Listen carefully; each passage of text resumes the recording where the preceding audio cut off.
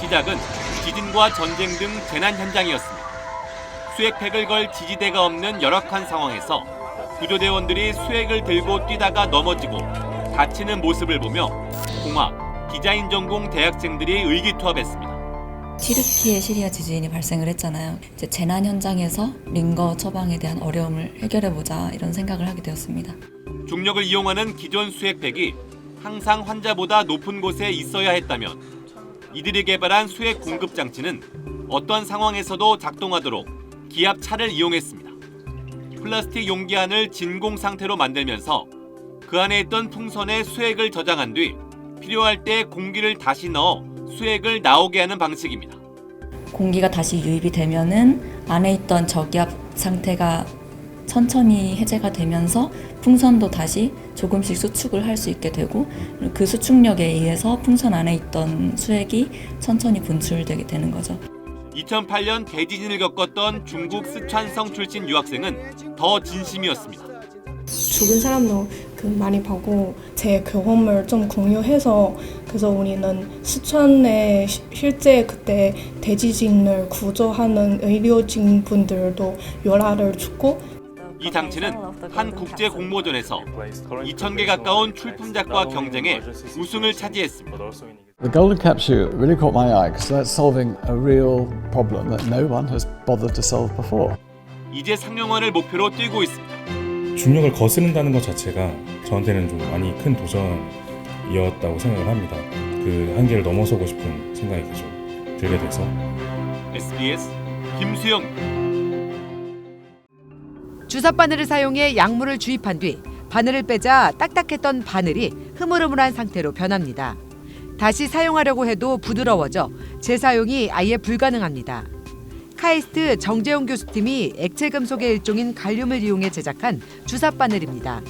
체내에 삽입하게 되면 체온에 의해 갈륨이 액체 상태로 부드럽게 변하고 혈관 손상 없이 안정적으로 약물 전달이 가능합니다. 이 갈륨의 녹는 점은 30도 정도인데요. 이 주사 바늘을 이렇게 따뜻한 물에 넣으면 이렇게 부드러워지는 걸 확인할 수 있습니다. 실제 동물 실험 결과에서도 이번에 개발된 주사 바늘은 딱딱한 금속 바늘이나 플라스틱 카테터에 비해 낮은 염증 수치를 보였습니다.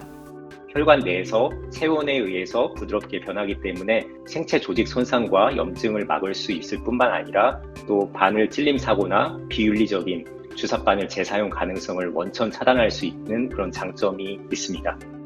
연구팀은 주사 바늘에 나노방막 형태의 온도 센서를 탑재했는데 정맥 주사의 약물이 잘못 주입되면 체온이 급격히 떨어져 쉽게 확인할 수 있습니다. 약물이 이제 제대로 주입되지 않고 약물이 누출되게 되면은 이제 체온보다 조금 낮아지는 그런 특성을 가지게 됩니다. 이제 그 과정을 모니터링함으로써 약물이 제대로 주입되고 있다는 것을 확인할 수 있게 됩니다. 이번 연구 성과는 국제학술지 네이처 바이오메디컬 엔지니어링에 게재됐으며 추가 실험 등을 거쳐 상용화될 예정입니다. TJB 조혜원입니다. 수많은 도시 주변이 밝게 빛을 내는 우리나라와 달리 북한의 밤은 평양 일대만 환합니다. 이런 야간 위성 사진은 경제 발전 수준을 가늠하는 수단으로 활용됐습니다. 카이스트 연구진이 위성 사진과 영상을 AI로 분석해 지역의 경제 발전 정도를 수치화하는 기술을 공개했습니다. 특히 북한처럼 인구와 고용 등 경제 정보가 외부에 많이 알려지지 않은 국가들이 그 대상입니다.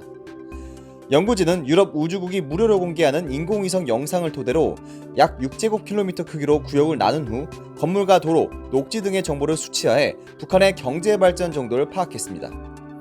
연구팀은 경제 제재가 심한 2016년부터 2019년 사이 북한 경제 상황의 3가지 특징을 발견할 수 있었습니다. 우선 경제 발전이 평양과 대도시에 더욱 집중돼 도시와 농촌 간 격차가 커졌습니다. 또 달러 수입을 위해 설치한 관광경제개발구역에서 건물이 새로 들어서는 등 유의미한 변화를 발견했습니다. 반대로 전통적인 공업과 수출 지역에서는 변화가 미미한 것으로 드러났습니다. 연구팀은 이 기술을 활용해 기초 경제 통계가 미비한 네팔과 방글라데시, 캄보디아 등 아시아 5개국의 경제 상황도 분석할 수 있다고 밝혔습니다. 이번에 만든 알고리즘으로 기후변화 혹은 홍수라든지 여러 자연재해로 피해를 입는 지역을 빠르게 탐색하는 데 활용될 수 있을 것이라고 기대합니다. 이번 연구는 카이스트와 서강대, 홍콩과기대 연구팀의 공동 연구 결과물로 경제개발 수준을 측정하는 AI 모델의 코드는 무료로 공개됩니다. 해당 논문은 지난달 말 네이처 커뮤니케이션즈에 게재됐습니다. SBS 홍현재입니다. 대략적인 사이즈가 있잖아.